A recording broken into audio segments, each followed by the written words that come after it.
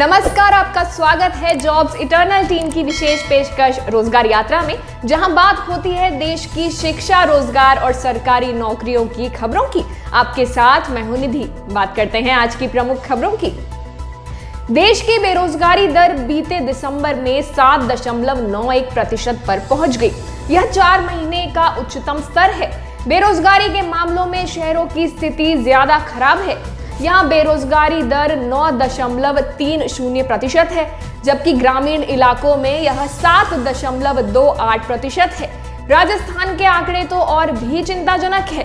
यही नहीं, पिछले 1 साल में 10 महीने में प्रदेश की बेरोजगारी दर 20% से अधिक रही है।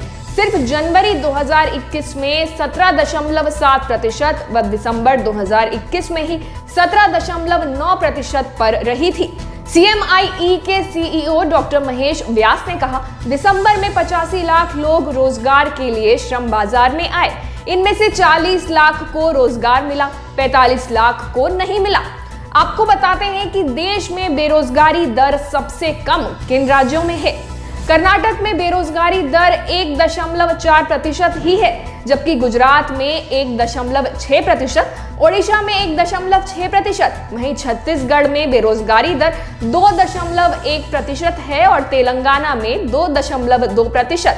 वहीं सबसे ज्यादा बेरोजगारी दर वाले राज्यों के बारे में आपको बता दें, हरियाणा में बेरोजगारी दर 34.1% है, राजस्थान में 27.1%, झारखंड में 17.3%, वहीं बिहार में 16% और जम्मू कश्मीर में 15% बेरोजगारी दर है। राजस्थान में बेरोजगारी दर के आंकड़े डराने वाले हैं। सरकारी भर्तियां भी निकलती हैं, लेकिन यह ऊंट के मुंह में जीरे के बराबर है। वर्ष 2020 में ही विभिन्न भर्ती परीक्षाओं में 25 लाख बेरोजगार शामिल हुए थे। वहीं वर्ष 2021 में यह संख्या 3 गुना से अधिक पहुंच गई। आलम यह है कि जनवरी से दिसंबर 2021 तक की भर्ती परीक्षाओं में 70 लाख से अधिक बेरोजगार शामिल हुए। यही नहीं, जिन भर्तियों की परीक्षा भी हुई वे कभी आरक्षण तो कभी आंसर की के जवाबों के चक्कर में कोर्ट में फंसती रही। भर्तियां अटकने से नई भर्तियां नहीं आ पाती और बेरोजगार ओवर एज होकर बाहर होते रहते हैं। राजस्थान बेरोजगार एकीकृत महासंघ के प्रदेश अध्यक्ष उपेंद्र यादव का कहना है कि इस समस्या का समाधान यही है कि सरकार भर्तियों को लेकर टाइम टेबल तय करे, उसके आधार पर परीक्षा, परिणाम और नियुक्तियां हों। लेकिन ना तो RPSC और ना ही सरकार भर्तियां निकालती है। लेकिन अधिकारियों की लापरवाही के चलते यह भर्ती परीक्षाएं कोर्ट या अन्य कारणों से अटकी रहती हैं। इसलिए जब भी कोई भर्ती अटके तो इसके कारणों का पता कर संबंधित अधिकारी की जिम्मेदारी तय की जाए, ताकि भर्ती परीक्षाएं समय पर हो सकें। इसके साथ ही भर्ती परीक्षाओं में पेपर लीक या नकल जैसे मामलों को रोकने के लिए सख्त कानून बनाया जाए।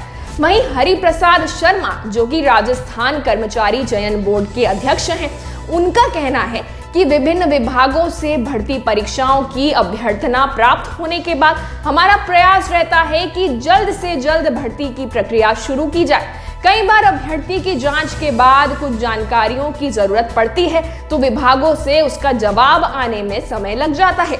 इसी कारण देरी होती है। विधानसभा में भर्ती और बेरोजगारी का मुद्दा छाया रहता है। सत्र के दौरान भी विभिन्न भर्तियों और बेरोजगारों से जुड़े सवालों की भरमार रहती है। इस साल बजट सत्र में ही करीब 150 सवाल तो भर्ती और बेरोजगारों से जुड़े मुद्दों को लेकर थे। अब आपको बताते हैं कि कौन सी भर्ती परीक्षाएं अभी प्रक्रियाधीन हैं। तृतीय श्रेणी शिक्षक, पटवारी परीक्षा, कॉलेज व्याख्याता परीक्षा, SI वनपाल वन रक्षक परीक्षा, वहीं कृषि पर्यवेक्षक परीक्षा, RAS 2021 परीक्षा, JEN सिविल डिग्रीधारी परीक्षा, ग्रामीण विकास अधिकारी परीक्षा। इनमें से कुछ ऐसी परीक्षाएं हैं जो हो चुकी हैं, वहीं कुछ परीक्षाएं अभी होनी बाकी हैं। राजस्थान में रोजगार कार्यालय में रजिस्टर्ड बेरोजगारों की संख्या 14 लाख है। इनमें से केवल 2 लाख को ही भत्ता दिया जाता है। अगर भर्तियों में आए आवेदनों के हिसाब से देखा जाए तो 70 लाख बेरोजगार हैं। अब आपको बता दें कि नौकरियां आखिर कहां अटकी हैं। सरकार भर्तियों का कैलेंडर नहीं बनाती, भर्तियों को वोट बैंक से जोड़कर देखा जाता है। इसलिए हर सरकार कार्यकाल में अंतिम दिनों में भर्तियां निकालती है। पेपर लीक, नियमों में संशोधन, सवालों के जवाब में गफलत, आरक्षण विवाद आदि के चलते भी कई बार मामले कोर्ट तक पहुंच जाते हैं। यहाँ कई सालों से भर्तियां अटकी रहती हैं। राजस्थान में सरकारी स्कूलों में लेवल 1 और लेवल 2 के रिक्त पदों को भरने के लिए शिक्षा विभाग ने 32,000 पदों की भर्ती की विज्ञप्ति जारी कर दी है, जिसके तहत प्राथमिक और उच्च प्राथमिक के साथ ही विशेष शिक्षा के पदों पर आवेदन मांगे गए हैं। लेकिन अब तक रीट की पात्रता प्राप्त करने वाले 11 लाख से अधिक अभ्यर्थियों को पात्रता प्रमाण पत्र नहीं मिल पाए हैं, जिसको लेकर अब छात्र भी असमंजस की स्थिति में हैं। दरअसल राजस्थान में 26 सितंबर को रीट का आयोजन किया गया था। इसके बाद आनन फानन में बोर्ड ने 36 दिनों में ही रीट का रिजल्ट भी जारी कर दिया, जिसमें 11,04,216 अभ्यर्थी पात्र हुए थे। इसके बाद बोर्ड ने 32,000 पदों पर भर्ती का ऐलान किया, जिसके लिए 10 जनवरी से आवेदन की प्रक्रिया भी शुरू हो रही है। लेकिन अब तक बोर्ड ने पात्र अभ्यर्थियों को पात्रता प्रमाण पत्र जारी नहीं किया है, जिसकी वजह से 10 जनवरी से शुरू होने वाली भर्ती प्रक्रिया में अभ्यर्थी शामिल ही नहीं हो सकेंगे।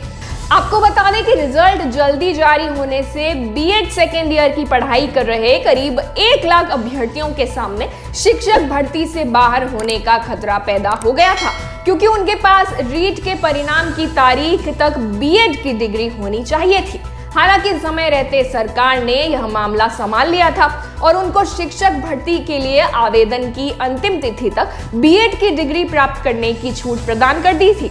वहीं राजस्थान माध्यमिक शिक्षा बोर्ड अध्यक्ष प्रोफेसर डीपी जारोली ने कहा कि प्रमाण पत्रों की प्रिंटिंग चल रही है। इस बार अभ्यर्थियों की संख्या ज्यादा थी, ऐसे में इतनी अधिक संख्या में प्रमाण पत्रों की प्रिंटिंग में समय लगता है। फिर भी 1 सप्ताह में प्रमाण पत्र का वितरण शुरू कर दिया जाएगा। सरकार ने 32,000 पदों के लिए शिक्षक भर्ती की प्रक्रिया भी प्रारंभ कर दी है। इसके लिए आवेदन 10 जनवरी से 9 फरवरी तक भरे जाएंगे, इसलिए अभ्यर्थियों को रीट के प्रमाण पत्रों की जरूरत पड़ेगी। भर्ती प्रक्रिया के दौरान 1 से अधिक पद की योग्यता या पात्रता होने पर अभ्यर्थी को अलग अलग आवेदन करना होगा। भर्ती के लिए आवेदन का आधार रीट भर्ती परीक्षा के अंकों का प्रतिशत रहेगा। सामान्य या अनारक्षित वर्ग के लिए 60 अंक, टीएचपी और नॉन टीएचपी दोनों के लिए, वहीं अनुसूचित जाति यानी एसटी के लिए, नॉन टीएचपी के लिए 55 अंक, वहीं टीएचपी के लिए 36 अंक, अनुसूचित जाति यानी एससी, ओबीसी, एमबीसी और आर्थिक कमजोर वर्ग के लिए 55 अंक, वहीं समस्त श्रेणी की विधवा और परित्यक्ता महिलाएं व भूतपूर्व सैनिकों के लिए 50 अंक होना जरूरी है। वहीं दिव्यांग के लिए 40 अंक और सहरिया जनजाति के लिए 36 अंक निर्धारित किए गए हैं। आज की रोजगार यात्रा में बस इतना ही। किसी भी सरकारी नौकरी के आवेदन और जानकारी के लिए आप डिस्क्रिप्शन में दिए गए लिंक पर क्लिक कर हमारी वेबसाइट jobseternal.com पर जा सकते हैं। अगर आप चाहते हैं कि देश की शिक्षा और रोजगार से जुड़े किसी मुद्दे को लेकर हम आपकी आवाज बने, तो कमेंट या मेल करके जरूर बताएं। साथ ही इस कार्यक्रम द्वारा आपकी या किसी और की सहायता होती है तो इसे लाइक और शेयर करें। साथ ही हमारे चैनल को सब्सक्राइब भी करें। धन्यवाद।